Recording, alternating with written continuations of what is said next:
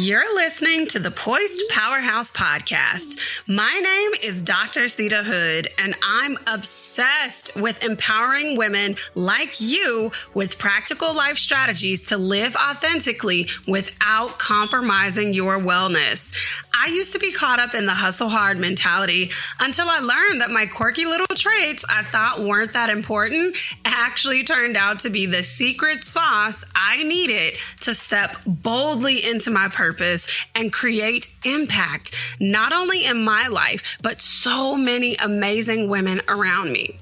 Organizing your schedule, launching impactful programs, redefining leadership without code switching or compromise, and stepping boldly into your God-given assignment are all topics we'll discuss here. Think of this podcast as that Sunday brunch with your girls that feels so therapeutic you can't wait to get to it. But let's clarify, this is not a substitute for a relationship with a licensed therapist. All right, grab your notebook and your coffee or your tea. We don't discriminate over here. And let's start the show.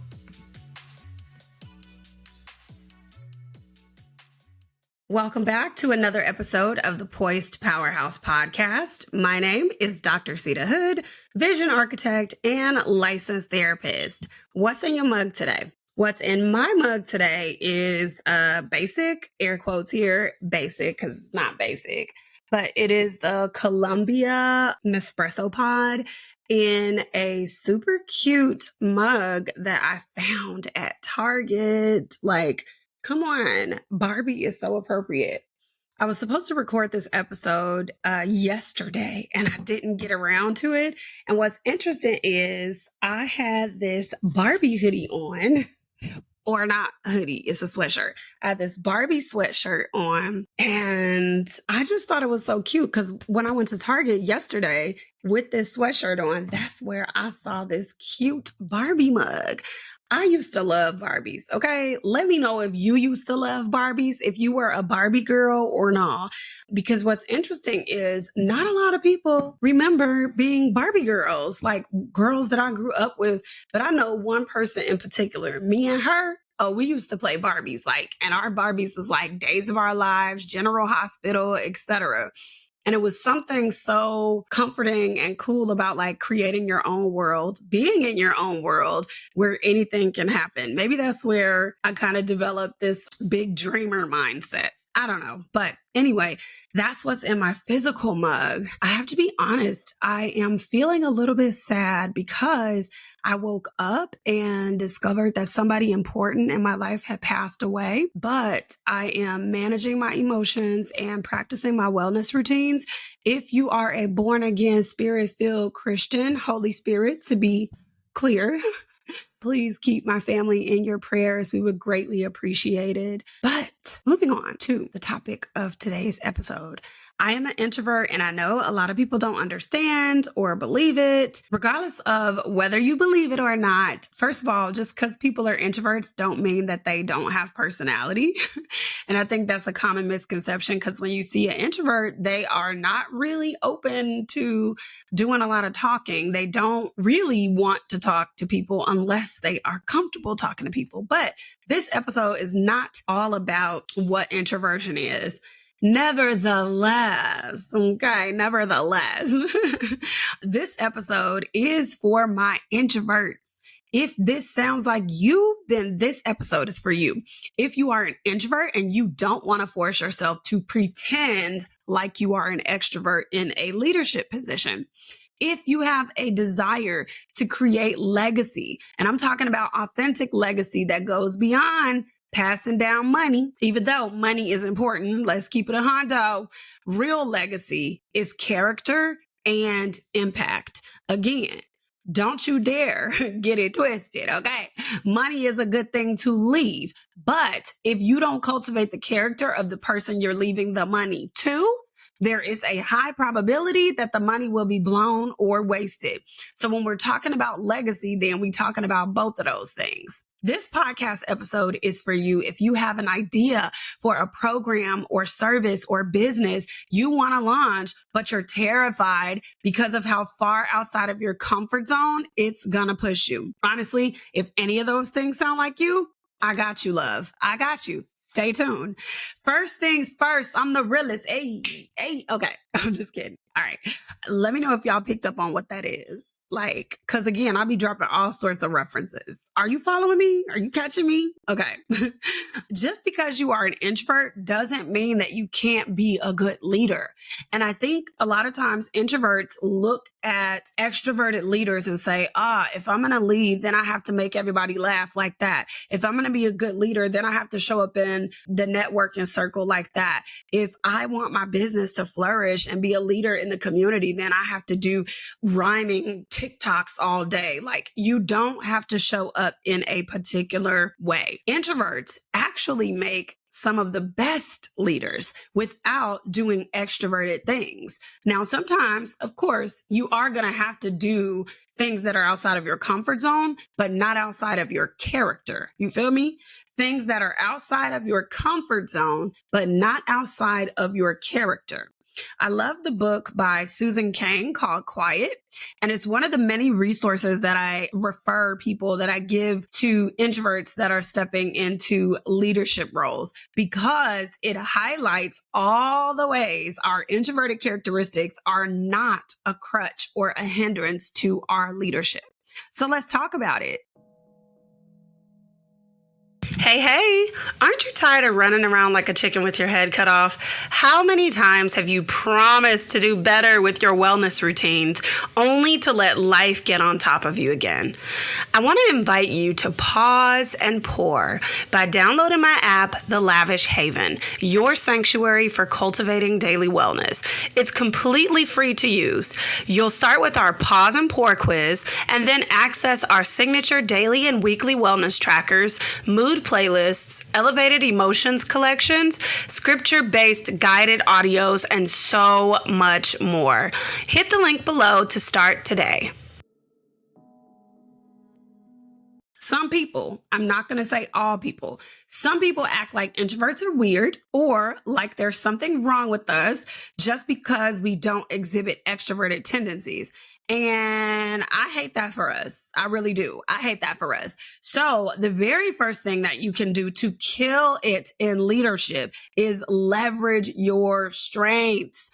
I want you to get in the habit of embracing your introverted qualities. There's nothing wrong with the way that you were created. God knew who he created when he formed you in your mother's womb. And I think because the world praises people who are bold in extroverted ways, introverts tend to feel like something is wrong with them. Something is missing. I am not enough because I don't show up this way. It's a lie. It's a lie. It's a lie. It's a lie. It's a lie. Okay.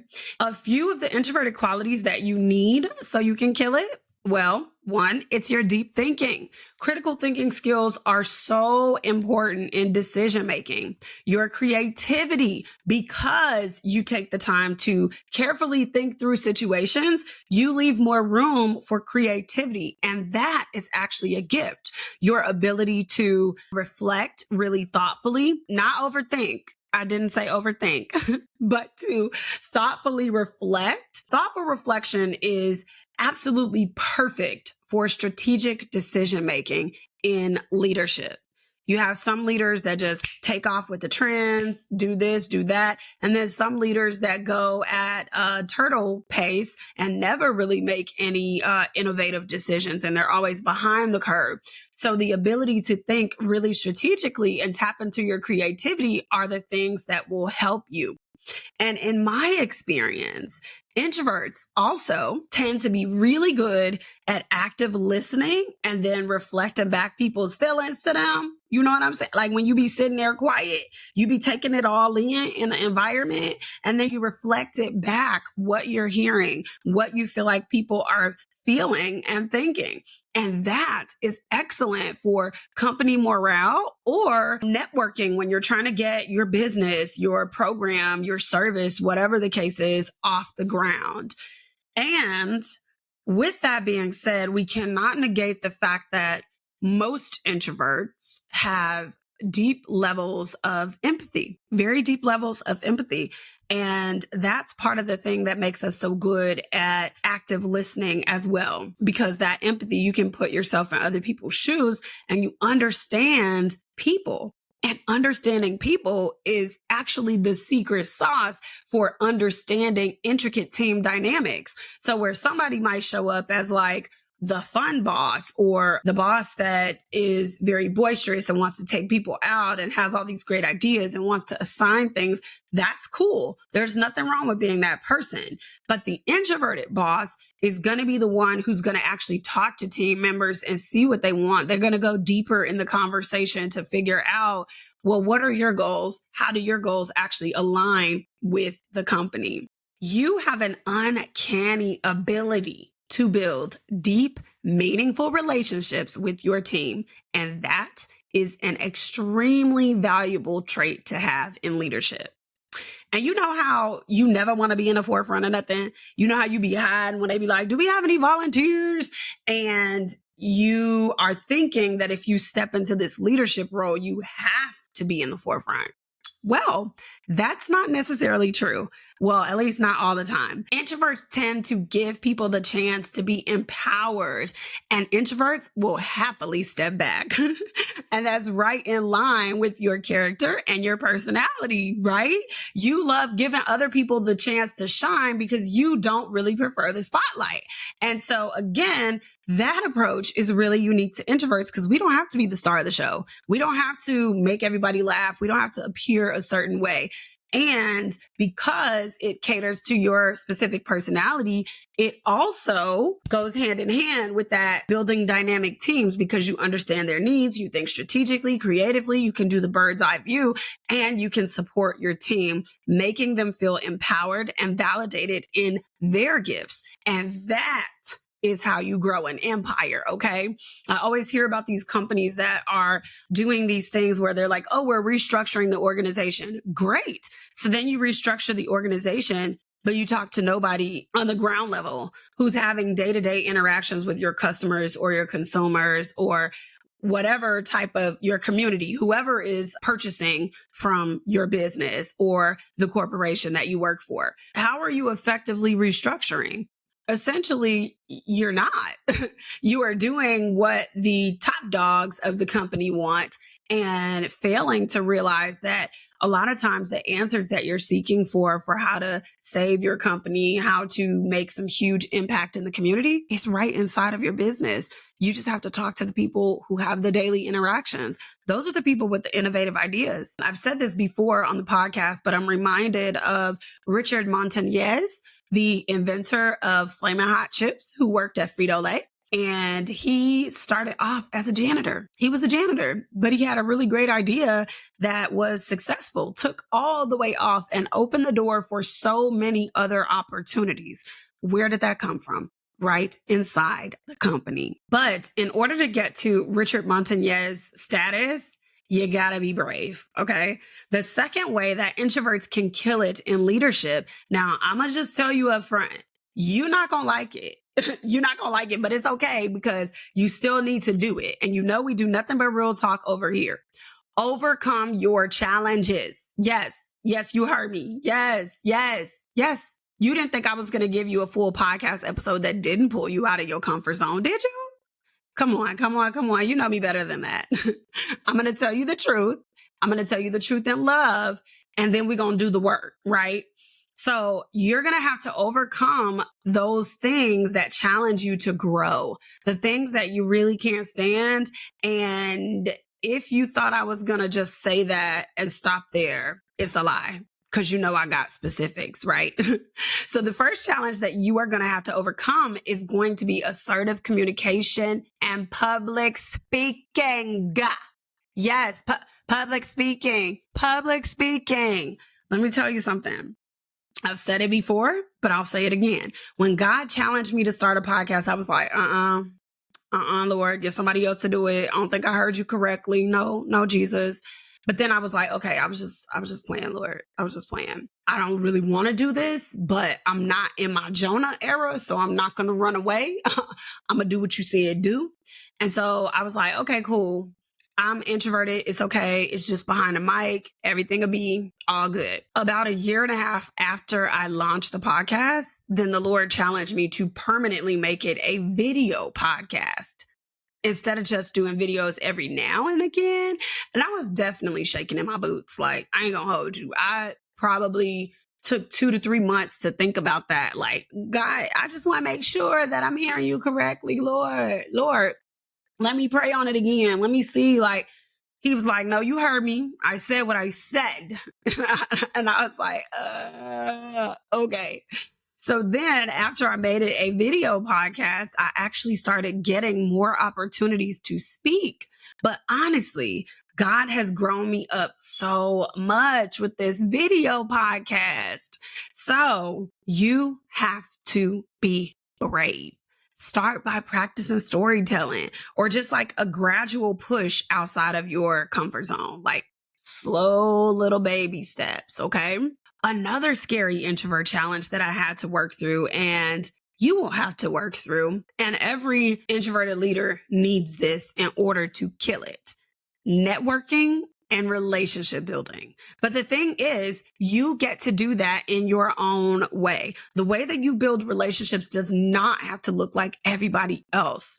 But even beyond that, you are actually in a better position than you think. Because again, let's go back to some of your character traits. You love deep rooted conversations. And that is the exact gift that you need to establish genuine connections that last for a long time.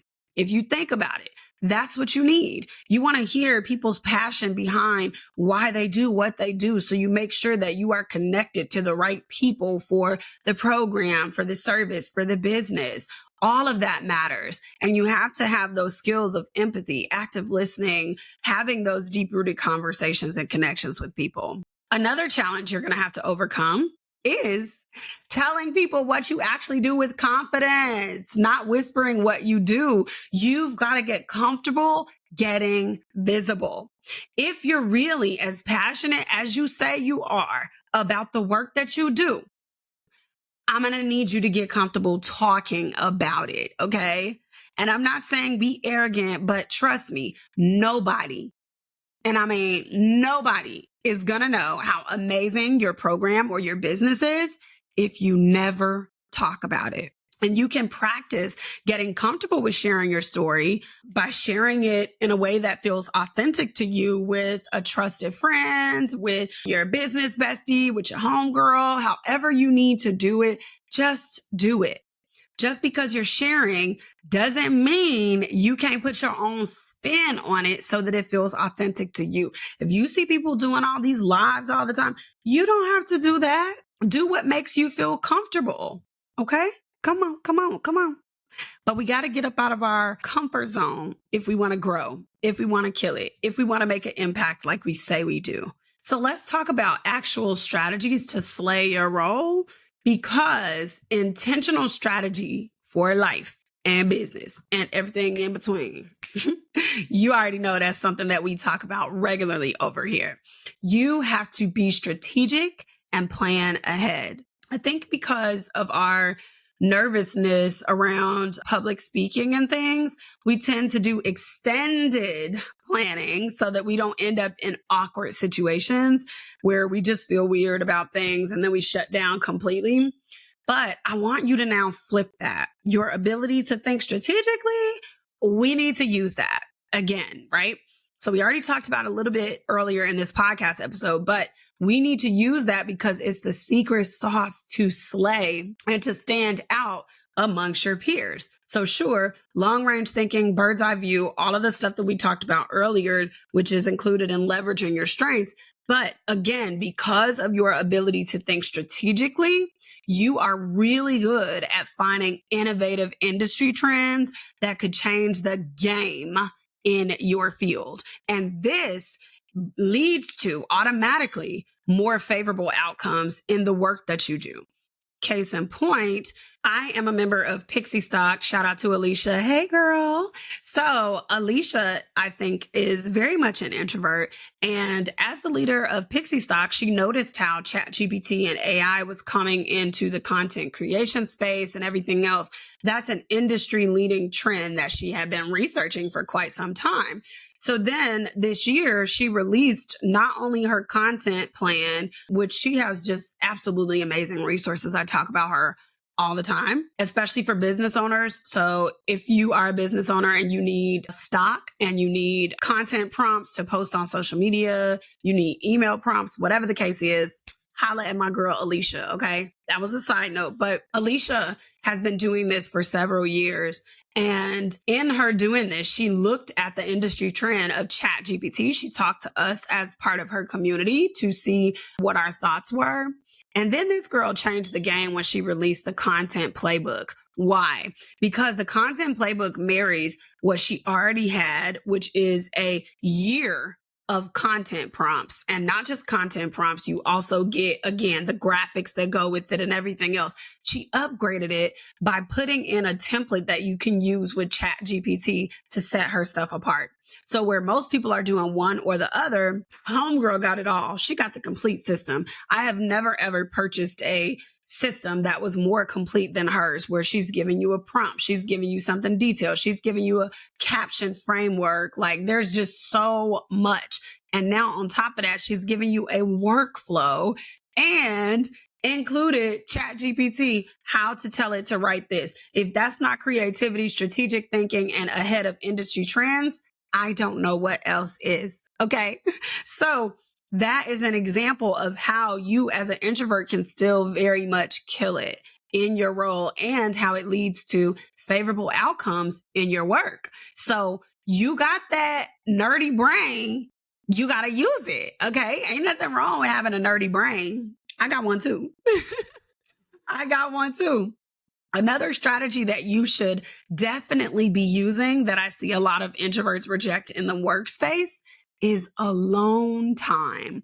We think that we have to show up in leadership roles like extroverts, but realistically speaking, it's okay for us to balance alone time and team engagement, or alone time and networking, alone time and connecting with other people. This definitely makes you a more effective leader. Your productivity is going to be enhanced if you honor your boundaries. We are always talking about that over here on this podcast, and today is no different. Honor your boundaries and your interactions with team members, your interactions with your customers, your interactions with people that you network with will inevitably flow that much more smoothly because you allowed yourself to be recharged. Also, it prevents burnout. It prevents burnout for you to be able to take the space that you need.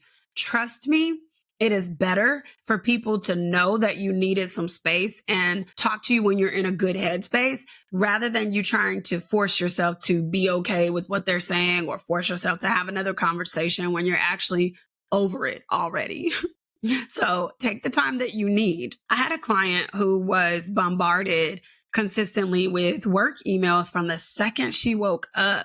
And then when she would walk into the office, she was bombarded with people's questions.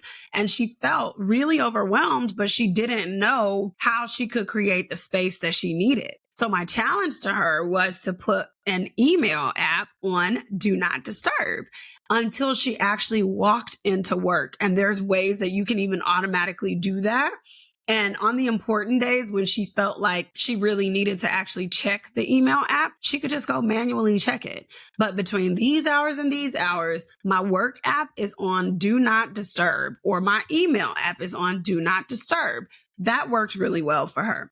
So then I also challenged her to create a canned email response or several canned email responses to her most common questions, and to create a living editable document with answers to people's questions and or links to quick videos that she had recorded on like a software like Loom for somebody else in the past. And then she could just share that out to people who are asking the same question. So all of that linked in one document.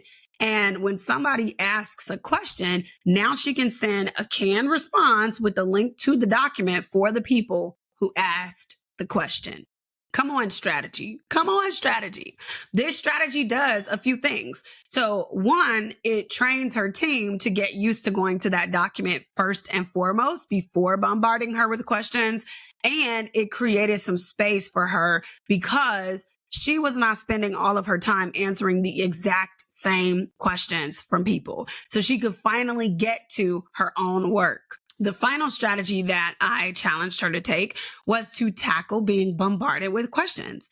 So I said, why don't you let your team members know when they see you walk through the door, you need at least 30 minutes to get settled. At least 30 minutes before anybody comes to ask you a question. But also, if they plan to ask you a question, then they first need to check the living, breathing, editable document. Period. So we implemented those strategies for her, and she was feeling so much more space to breathe, to get things done. Her team also felt supported, and she started killing it. She got a promotion after that. This was already her being bombarded after receiving one promotion. So once she successfully, skillfully mastered that and leaned into what she needed for herself, she got another promotion. Like, come on, stop playing with sis. Stop playing with her. Another thing that introverts can do, now this one is going to make you really happy. Use digital communications, okay? And I know that everybody likes to run away from digital stuff, but I promise in the right context, it really does elevate the experience for people, especially if you think ahead to questions that other people might have or things that they might need and create a solution before they even ask you. This will allow you to preserve, save that social battery for interactions that you really need to do. Like nobody wants to be asked the same questions over and over and over and over and over and over and over. So when we utilize digital communications and digital systems and things that are set up in advance, we preserve our energy. We preserve our battery for high quality in-person interactions. So take advantage of digital communication so that you can maintain those strong relationships, those strong connections with your team. Your team feels supported. And again, you are pretty much marrying everything that we just talked about in this episode between creativity, pausing for the creativity strategy, bird's eye view, leaving space and time for you to recharge your battery so that you can be engaging and empathetic when you talk to your team. If you take all of these strategies that we talked about today and you start to work on them one by one, I guarantee you're going to start killing it even more than what you're already doing in your role. It's time to talk about what I've been loving. Product recommendations, shout outs to family and friends, and overall gratitude. Let's get into it. Welcome back for another What I've Been Loving. This week, I have been loving this European spa source shower spa mist, lavender and eucalyptus spray. I've talked about this before on the podcast, but I know when we talk about balancing alone time and things like that, you might not have a whole lot of time because I like taking baths, but sometimes I'm just not in a season where I could sit and take baths all the time. So spraying this shower mist instantly transports your senses or your mind, your mental to like you're at a spa. Now, I want you to think about this. You might not have a lot of time, but let's say you light a candle in your bathroom, you spray this, you have music going, or maybe you don't even light the candle. You just turn on some soft music and you spray this in your shower. That shower, however long it takes you, is enough to calm your senses. So I'm going to leave the link for this. You can find this on Amazon. I'm going to leave the link for that down below. And hopefully you get a chance to check that out. Did you enjoy today's show? If you enjoyed the show, share the love. Share with your mama, share with your auntie, share with your best friend. Then head on over to Apple Podcasts and leave us a 5-star review. Reviews help the podcast to grow. Well, that's all I have for you this week. I'll see you out in these social media streets. Bye.